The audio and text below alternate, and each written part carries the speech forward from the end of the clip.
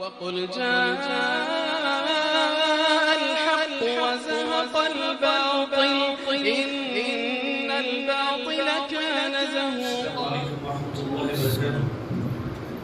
الحمد لله رب العالمين والصلاة والسلام على رسول الكريم أما بعد. محترم حاضرین،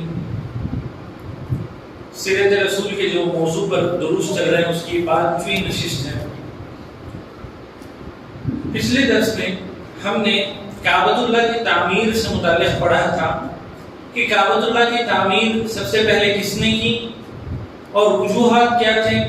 پھر جب کعبۃ اللہ جو ہے منہدم کیا گیا تو کیوں کیا گیا، پھر دوبارہ کیوں تعمیر کی گئی اور کس نے کی، کیا وجوہات تھے، یہ تمام چیزیں ہم نے پڑھی.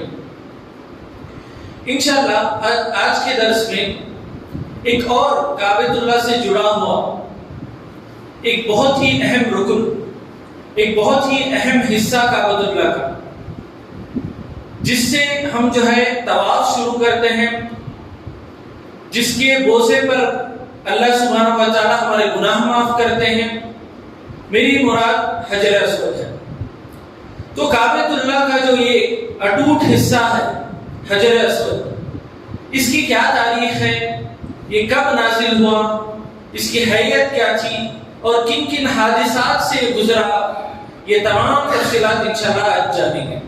کیونکہ کعبۃ اللہ کی تعمیر اور کعبۃ اللہ کی تاریخ جان لینے کے بعد صرف حجر اسود کو چھوڑ دینا یہ مناسب نہیں ہے. تو انشاءاللہ حجر اسود کی کیا تاریخ ہے انشاءاللہ ہم سب سے پہلے آج جانتے ہیں. اخبار مکہ ایک کتاب ہے، اس کے لکھنے والے محمد ابن عبداللہ ابن احمد الازرقی ہیں.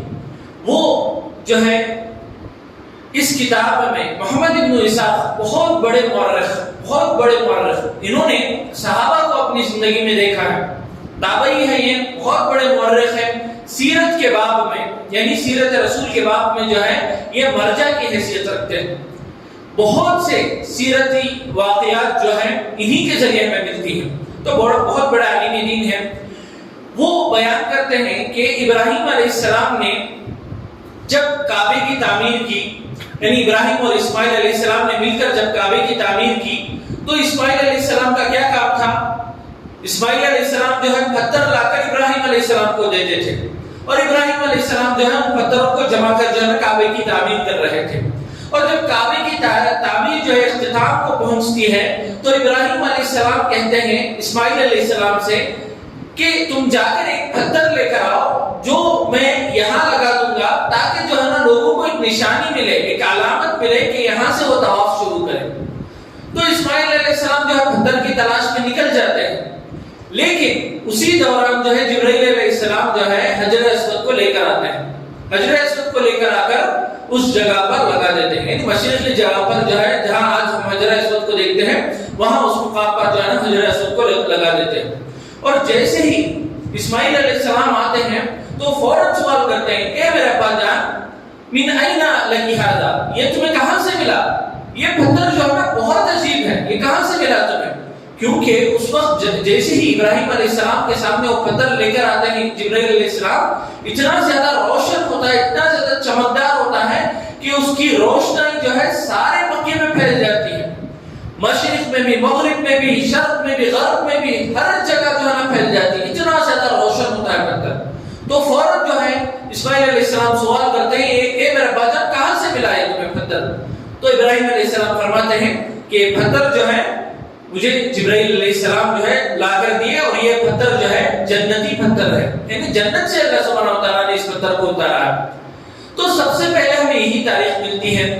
ایک اور روایت بھی ملتی ہے کہ آدم علیہ السلام کے ساتھ بھی یہ پتھر کو اتارا گیا، اور دوسری روایت یہ ملتی ہے کہ پھر دوبارہ جو ہے ابراہیم علیہ السلام نے جب کعبے کی تعمیر کی، جب دوبارہ جو ہے نا پتھر کو اتارا گیا. پھر جب قریش نے دوبارہ مکے کی تعمیر کی، کئی حادثات کی وجہ سے جو ہے نا مکہ مکمل کمزور ہو گیا تھا. ایسے جو ہے نا مکے کی حالت ہو گئی تھی کہ کب گر جائے گا ہمیں پتہ نہیں. ایسا مکہ جو ہے نا مکمل طور پر کعبۃ اللہ مکمل طور پر جو ہے نا کمزور ہو گیا تھا. تو اس کے بعد جو ہے نا قریش نے کیا فیصلہ کیا کہ ہم جو ہے نا دوبارہ کعبۃ اللہ کی تعمیر کریں گے. تو کعبۃ اللہ کو منہدم کیا گیا، پھر اسے جو ہے نا دوبارہ تعمیر کیا گیا. پھر تب وقت جو ہے نا حجر اسود کو نکالا گیا، پھر اس کے بعد جو ہے نا اسے لگایا گیا۔ لگانے کے وقت جو ہے نا ایک بہت بڑا اختلاف ہوا، جو پچھلے درس میں بھی ہم نے ذکر کیا۔ تو اس اختلاف کا حل کس نے نکالا؟ خود رسول اللہ صلی اللہ علیہ وسلم نے، خود رسول اللہ صلی اللہ علیہ وسلم نے اس اختلاف کا حل نکالا کہ اختلاف یہ ہو گیا تھا کہ کون حجر اسود کو نکالے گا۔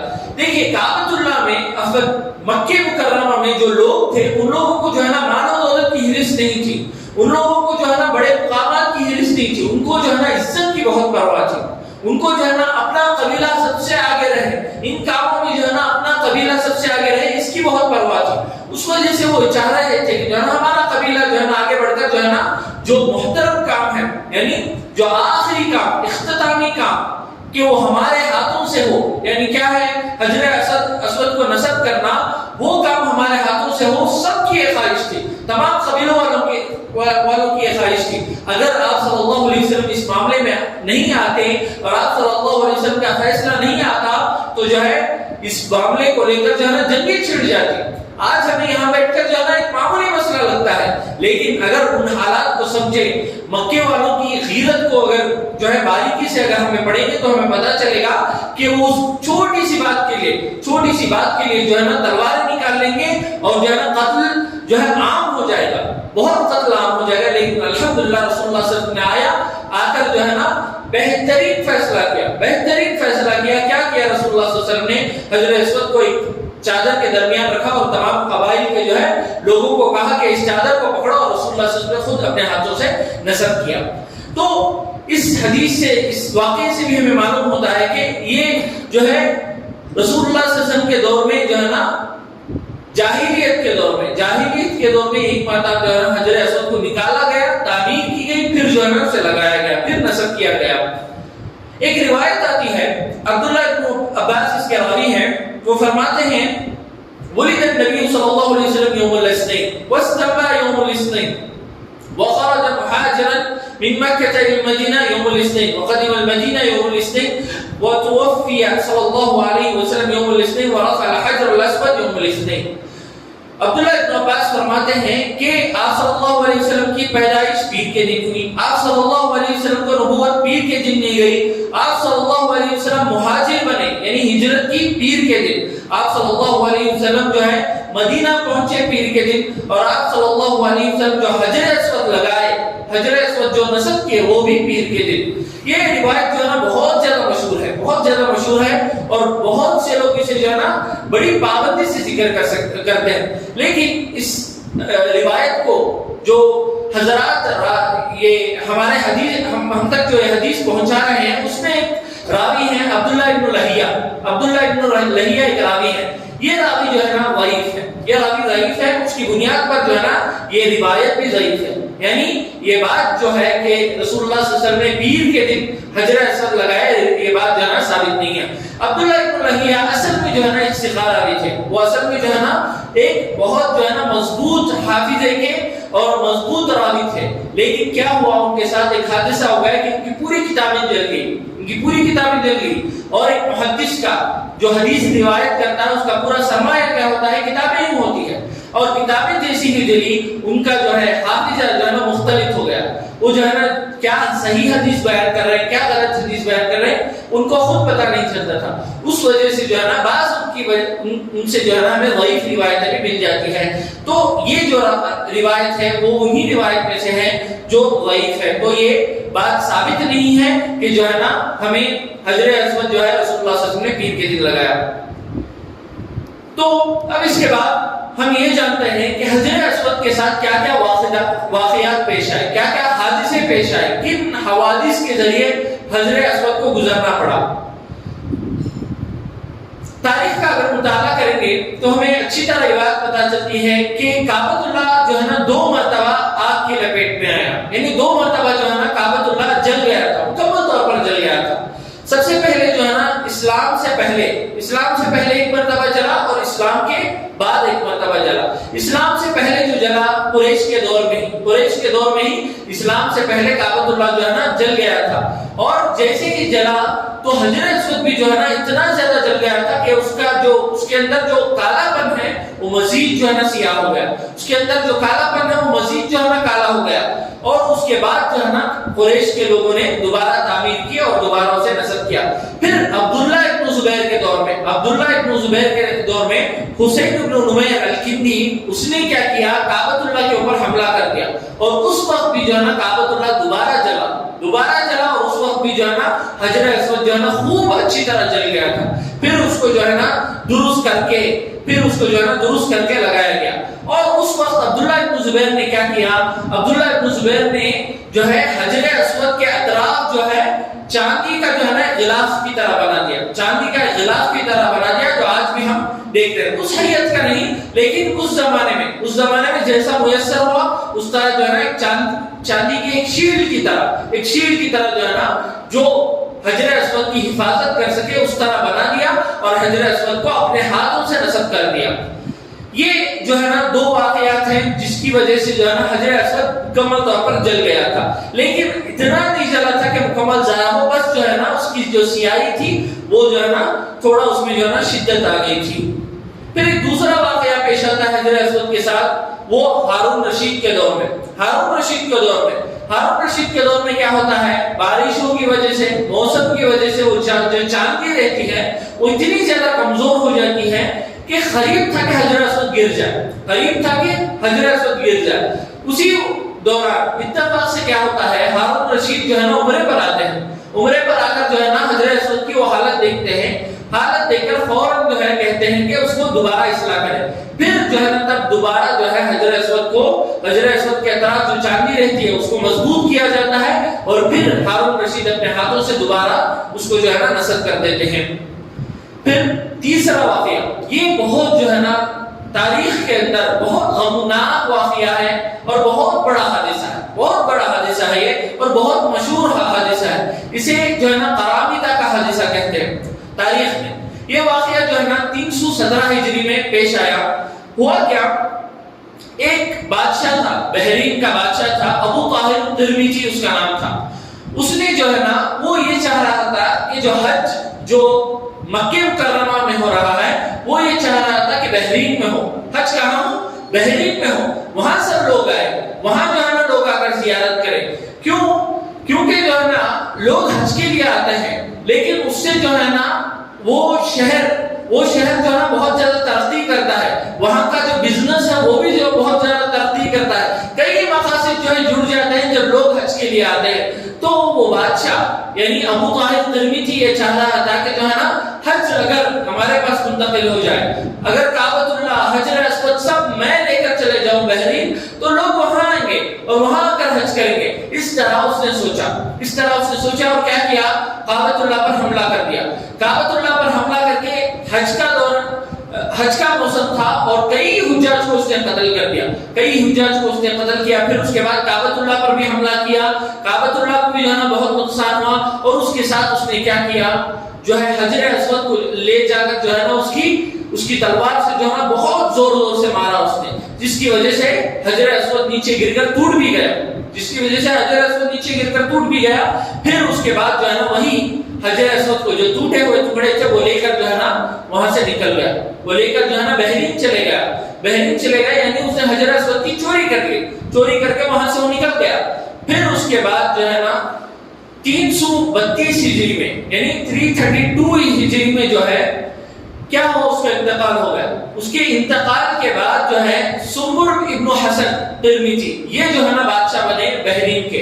پھر وہ جو ہے کیا کیے, حجر اسود کو جو ہے نا دوبارہ لے کر آ کر جو ہے نا ان ٹوٹے ہوئے ٹکڑوں کو جو ہے نا ان کو جو ہے نا جوڑ دیا, ان کو تمام شیش جو ہے نا جوڑ کر جو ہے نا دوبارہ جو ہے نا ان کے اپنے ہاتھوں سے انہوں نے لگا دیا, اور کہا اخذناه بقدرۃ اللہ ورددناه بمشیۃ اللہ. یہ جملہ کہہ کر انہوں نے لگایا, یعنی اللہ سبحانہ وتعالی کی قدرت سے ہم نے اسے چرا لیا تھا, ہم نے اسے لے لیا تھا, لیکن اللہ سبحانہ وتعالی کے ارادے سے ہم نے دوبارہ اس کو لوٹا دیا. یہ کیوں جملہ کہا, کیونکہ کسی کے مجال نہیں ہے, کسی کی ہمت اور طاقت نہیں ہے کہ اللہ سبحانہ وتعالی نہ چاہے اور وہ وہاں سے حجر اسود لے کر نکل جائے. ابراہا نے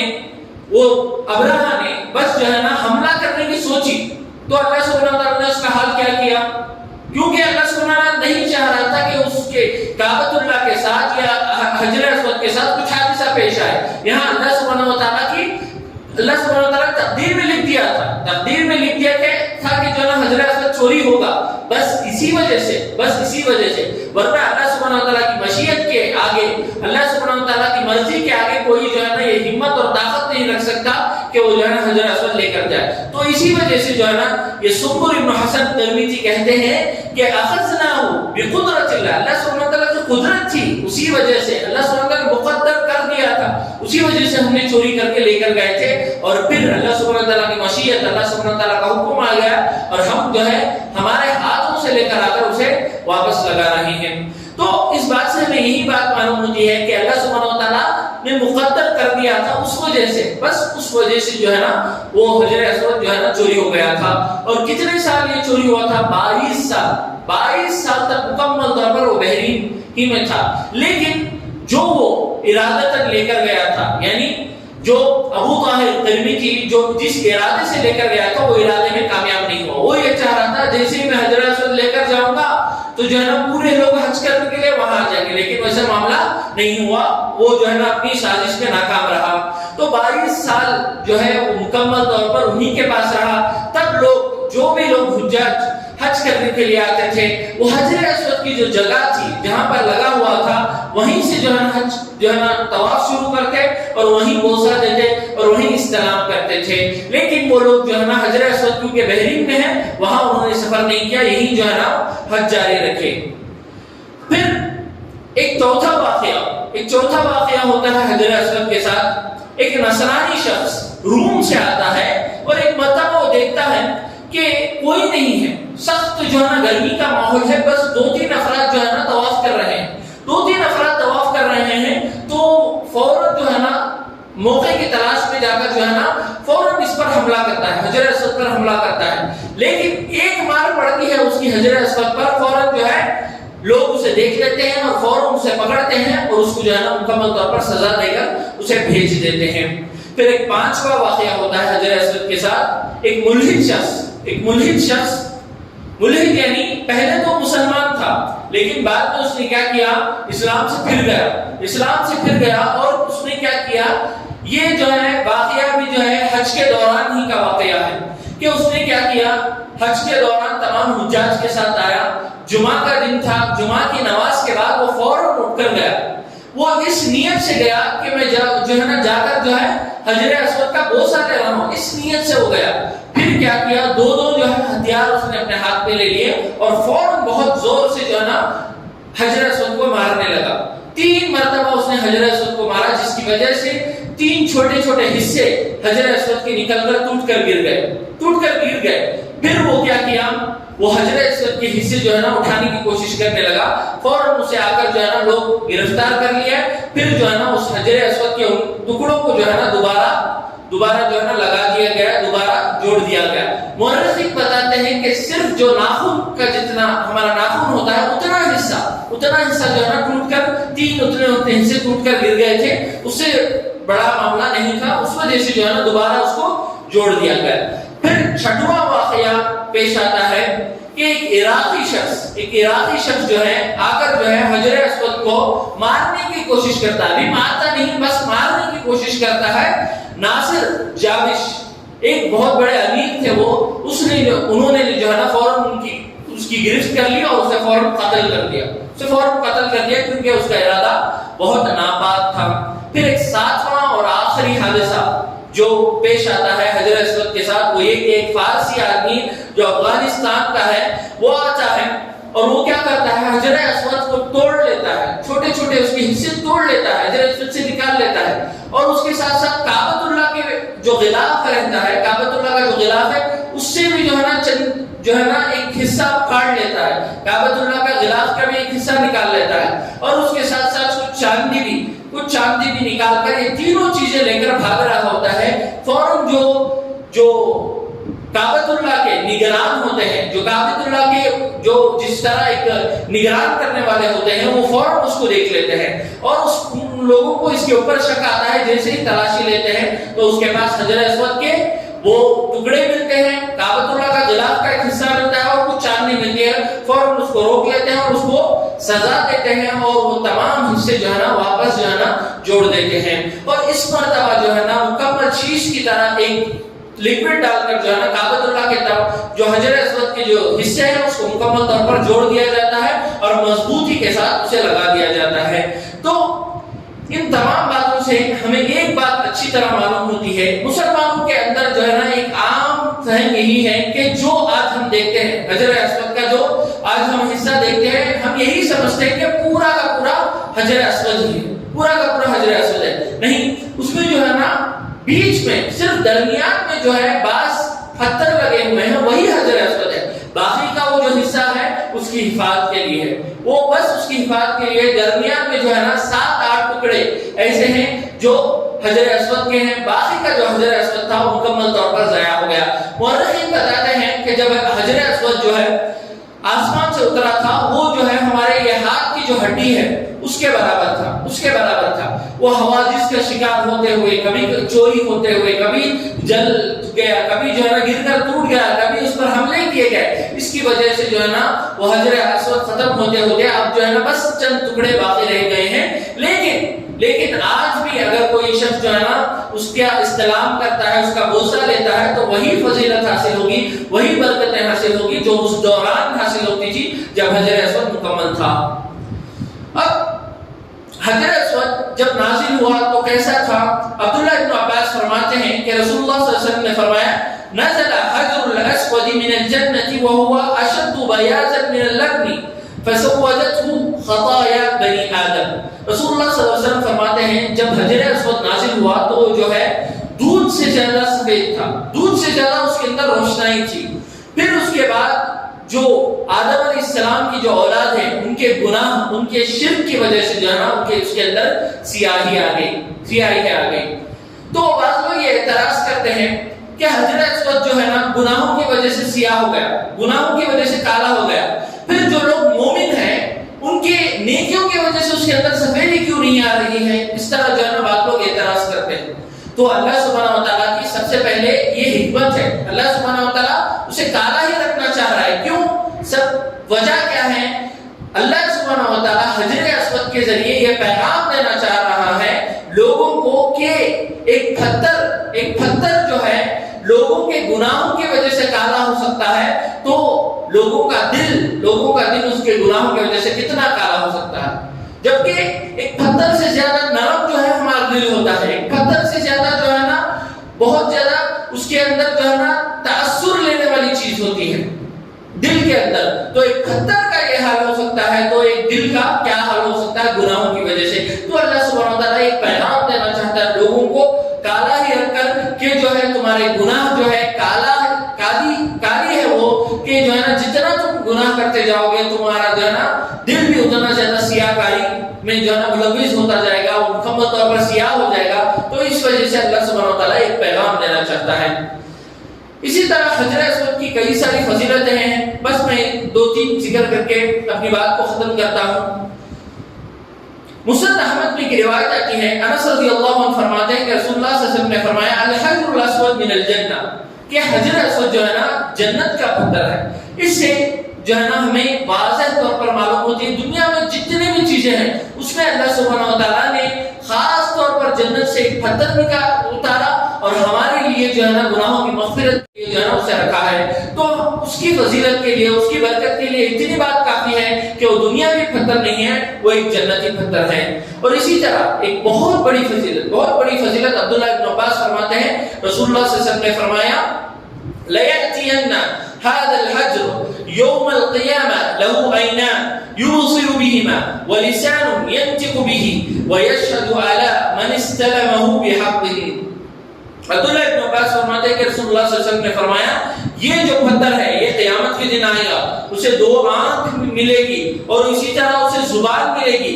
وہ 2 آنکھوں سے دیکھے گا اور زبان سے جو ہے بات کرے گا. اور جو لوگ بھی آ کر جیسے جو ہے حق تھا، جیسے جو ہے رسول اللہ صلی اللہ علیہ وسلم نے بتایا تھا، ویسے آ کر جو لوگوں نے بوسہ دیا حجر اسود کو، وہ لوگوں کے لیے جو ہے نا وہ گواہ بنے گا، وہ لوگوں کے لیے جو ہے نا وہ سفارش کرے گا اللہ سبحانہ و تعالیٰ کے آگے جو ہے نا وہ جنت کی سفارش کرے گا. تو ایک بہت بڑی فضیلت ہے. اگر ہم کما حقہ جا کر جو ہے حجر اسود کا بوسہ لیتے ہیں تو ہمیں جو ہے یہی فضیلت حاصل ہوگی.